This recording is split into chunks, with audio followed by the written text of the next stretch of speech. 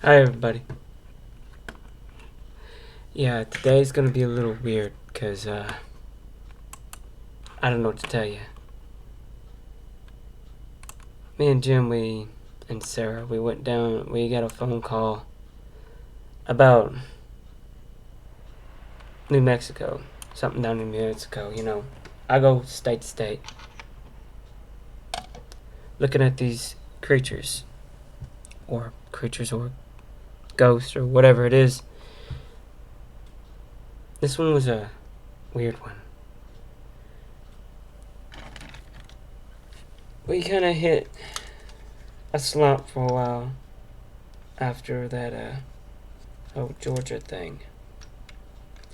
Things started picking back up about a couple of weeks ago, after we got back. We had a call from Mexico, a guy down in New Mexico. Now, what was this call about? Was it paranormal? Not really. We take just about any job. We get the money to investigate it. We go investigate it. See the happenings that go on and whatnot. And well, this was a big one. A very big one. This is a tale of what happened to the group when we met Thunderbird. Yeah. So, the story picks up. We drive down there, and Mike was another friend of mine who we had got the call from. Jim doesn't like Mike too much. They don't like each other. I kind of figured that. You see, Jim's from Scotland. Mike is from England.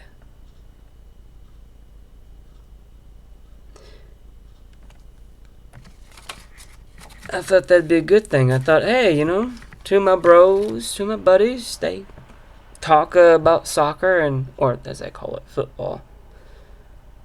No, we got down there. And it was a wreck. Excuse me, there is a message for you. Sorry about this, my phone.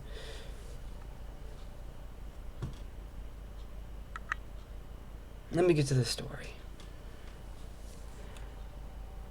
Now, it was a clear day when we got down there. We met this Mike. They were a friend of his ranch. Me and Mike started talking, and then Jim butted in. Oh man, it was weird. It was beyond weird. They started in on each other like nobody's business. And yeah, he didn't like the accent. They didn't like each other's accent. Jim said, "You're fake." Mike said, "You're fake." And they went at it, punching each other back and forth. Me and Sarah just stood back there and looked at each other.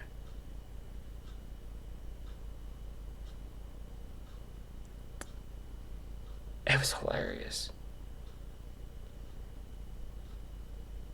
Wish I could have got that recorded for you guys, but like I said, this is just a journal. I might have a friend of mine, Jim, might tell some a little bit later, or Sarah. So, you see, we got to there, and he said, Mike told me after they got to that fight, Mike told me that he saw the bird a thunderbird flying above his ranch. Every so often,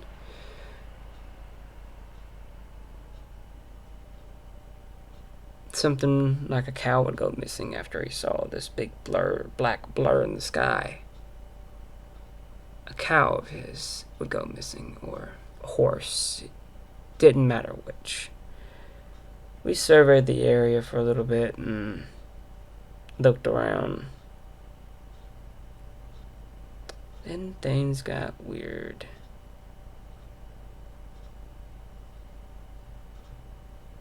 When Mike went to go look further from where we're at, because we tried to go survey everything. Look on the grounds, find things, see if we couldn't find a body part or something of this cow that went missing just recently. So sometimes he would find them missing and he'd find a body part of them. Well, Jim didn't find a body part of a cow. Found a body part of a local sheriff's deputy. Yeah. Half his head. Oh, his head. Half his torso. He was missing intestines. Of course, they were all over the ground. Sarah kind of freaked out. He's been there about a week to 2 days because he started to stink. Oh, if you're wondering how we know it's a sheriff deputy, his badge was on his lip, his shirt. Kind of like, his suit, his clothes, basically. And he had a badge on it. We looked him over, and Mike nearly vomited and shit. Jim just looked at him and just laughed. Of all seriousness, though, Sarah called the police. Sheriffs came down, and another one of his deputies, and it ensued. The hunt for whatever did this ensued. I had my thoughts, talked to the sheriff, Jim about what Mike saw, and he's been trying to get the police on this. Now, there have been fossils found of a plesiosaur not too far where Mike lived. And it was a plesiosaur. Now, some people do say from my research that this could be what people think of is a thunderbird, is a plesiosaur. Fits the description of some sort. Others say it's or the myths say it's a legend. It's an actual real creature. It's just a giant bird. There was some stuff found in Alaska. I did my research like I normally do, and it said it's been flying over America since 1890. And it was in the papers, and I looked at the papers and did my research, and looked up Thunderbird and local library. And Jim was, oh God, Jim and Sarah, they went to go get lunch, and as I went to the library, they went to go get lunch with Mike. Maybe Mike could keep something down.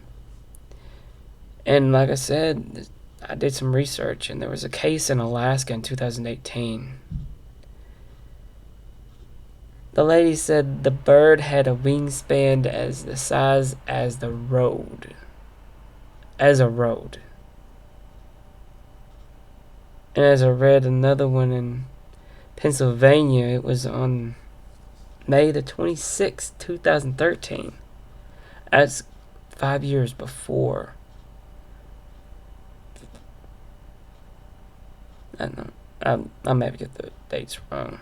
Two friends were walking through the woods and they were startled by a rather loud noise. They looked up and they described the thing as a huge blackbird. One of the friends said it flew about 100 feet and had at least a 10-foot wingspan. Now,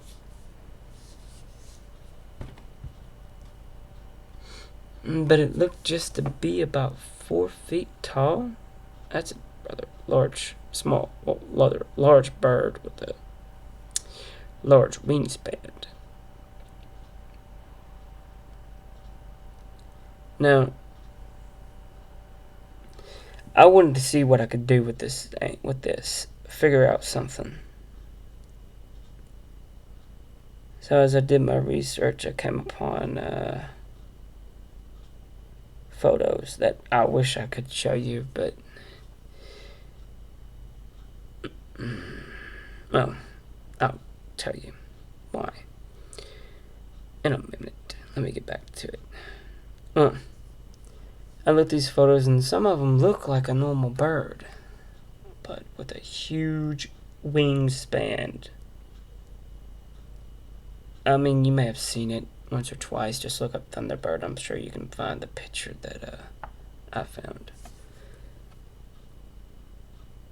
Now, as I was coming back from the library, it started to rain. I hate the rain. I left my jacket in the car, and I was wearing a short sleeve shirt. I continued walking, and then it started to thunder. I was like, oh, hell, that's all I need. And an overcast. I looked up. What the? There's a bird-shaped cloud. A large bird-shaped cloud. When I say bird-shaped, well, it looked like it had a wingspan. And it looked like it was not gliding, but flapping.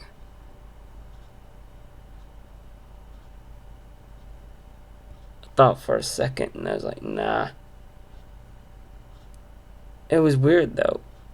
A couple more people, I said 3 or 4 more people were looking up at what I was looking up at, and I turned to the man that I just walked past, and he said, I said, do you see that? He said, yeah. I said, what is that? He looked at me and said, I've never seen that before. People started taking pictures of it. I was gonna reach for my phone. I left my phone at the library. That's why I don't have pictures. I got my phone from the library, started walking back, walked down to the little diner that they were waiting at me at. Sat down, looked at them, and just said, Mike. Looked at me and said,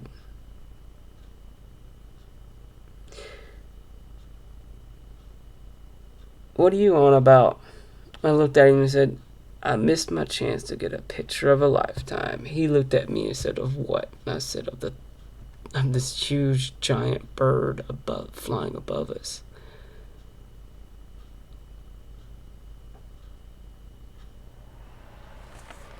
It was the talk of the town for the past couple of days that we were there. Something would top that off, though. I'll get to that. After we ate, we got back in the vehicle, drove off.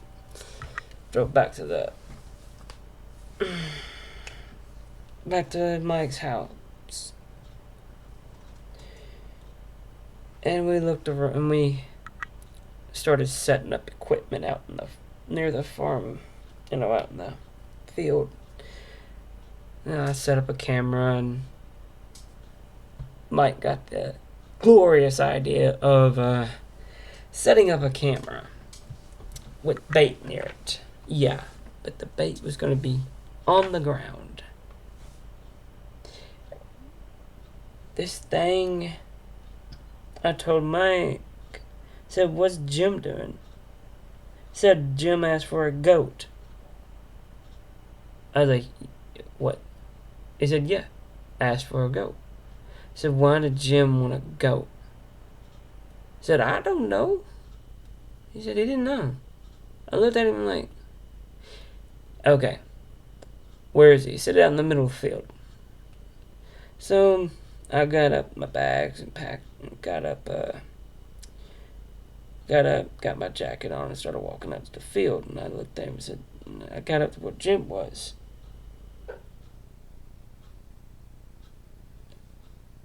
Then I heard it. Boom.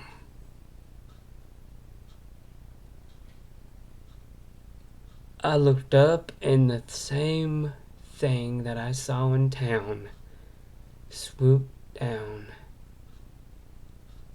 picked up the goat and Jim, and flew off. The sound was loud enough to burst your eardrums and to knock you on your feet.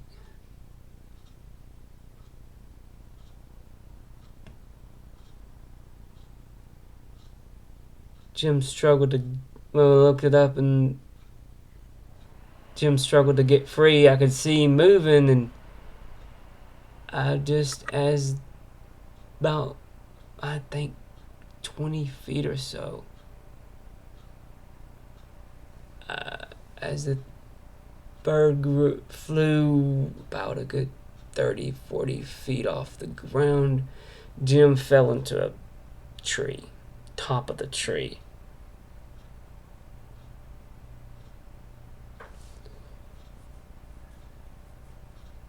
I told Sarah to call the police. I was going to call the police and the fire department. And I started chasing after the bird. I had to get some good footage. I wouldn't prove that this thing was real. So I followed it for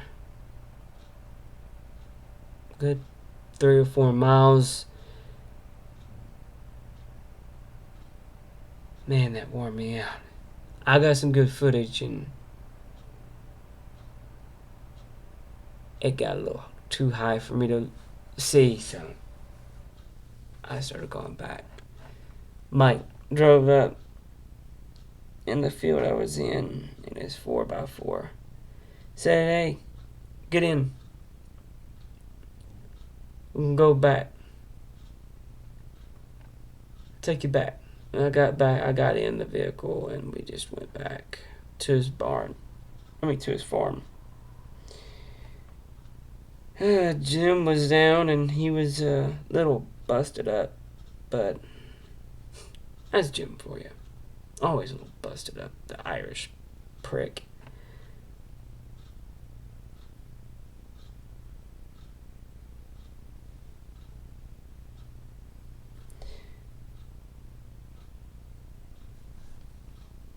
And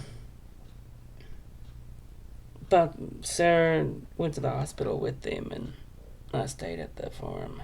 I had to gather up the equipment.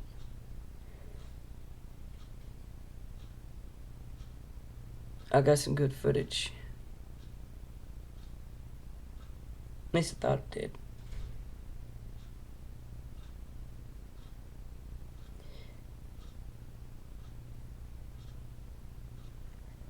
Jim forgot to put the batteries in the camera. And what I got on my phone,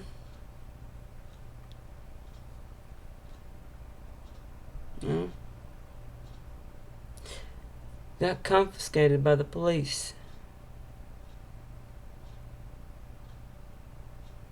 photos didn't, but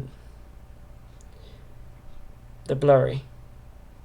No, I'm not about to put those on the internet.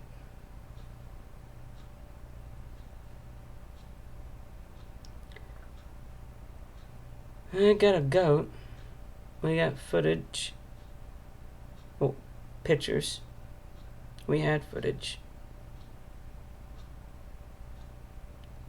Oh god, I'm just tired.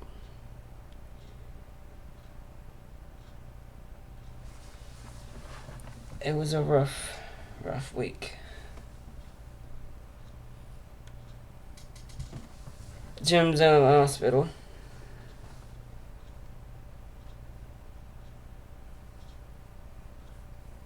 Jim got out of the hospital.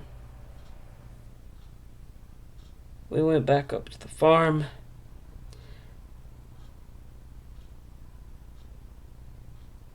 Set up a camera trap.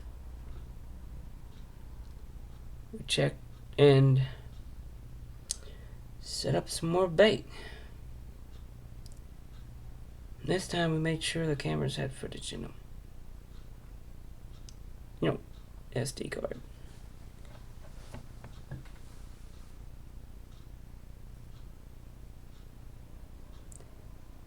Heard that sound again. That loud sound, I knew it was coming. I had to get proof. Undeniable proof. Just as the bird swooped down,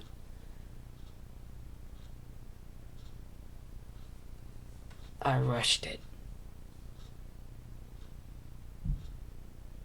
I grabbed it. It flew up. It got about 20-30 feet. And the noise that it made, it screeched as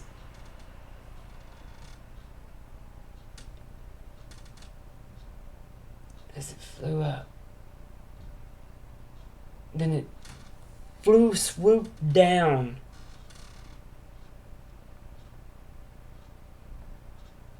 And dragged me across the ground for a good 10-20 feet.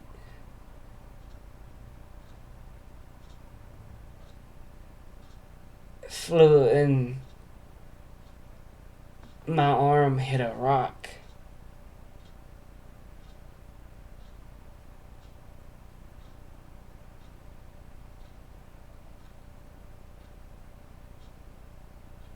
Or was it my head? I can't remember. My head hurts.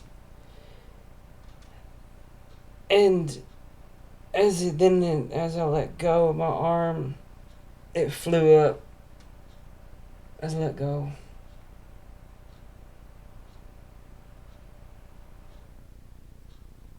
as I passed out a couple hours later,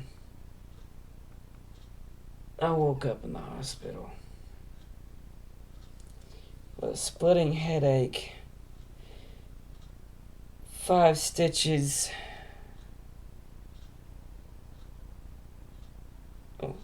32 stitches and 15 staples.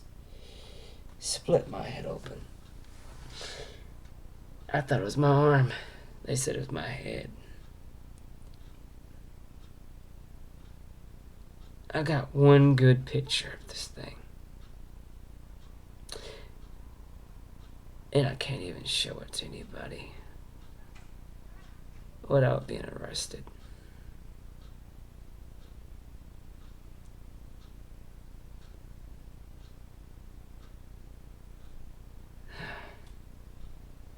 I gotta go to bed. I'm tired, I'm exhausted.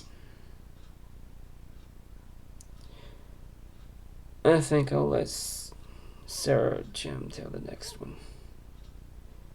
I don't think I'll be up for it.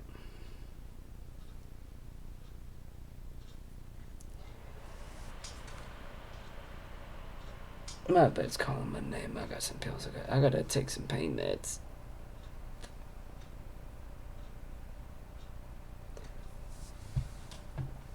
I hope you guys liked it. I know this ruins the thing, the whole part of the story. But like I said, this is just a story. None of it's real. With that said, ladies and gentlemen, boys and girls, good luck, good night, and God bless.